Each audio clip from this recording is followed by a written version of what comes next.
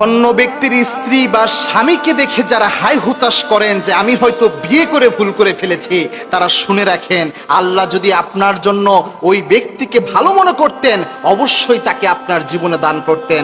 আপনি হয়তো দূর থেকে দেখে তাকে অনেক বড় কিছু মনে করতেছেন, অথবা মনে করতেছেন অনেক মানসিক শান্তি পেতাম ওই ব্যক্তিকে বিয়ে করার মাধ্যমে, কিন্তু আপনি আসল খবর জানেন না। আপনি যেটার যোগ্য, আল্লাহ আপনাকে ওই জিনিসটাই দান করেছেন। হ্যাঁ, ব্যতিক্রমও হতে পারে, তবে যেটাকে আল্লাহ আপনাকে দান করেছেন ওটাকে নিয়ামত হিসাবে নেন, ওটাকে সুন্দরভাবে লালন পালন করে সুন্দর জীবন যাপন করে অল্প দিনের দুনিয়াটা কাটিয়ে দেন। মনে রাখবেন, চাঁদ দূর থেকে দেখে সুন্দর মনে হয়, যখন আপনি চাঁদের মধ্যে চলে যাবেন দেখবেন বালিকণা ছাড়া আর কিচ্ছু ওই জায়গায় খুঁজে পাওয়া যায় না, ওই সৌন্দর্য আর থাকে না।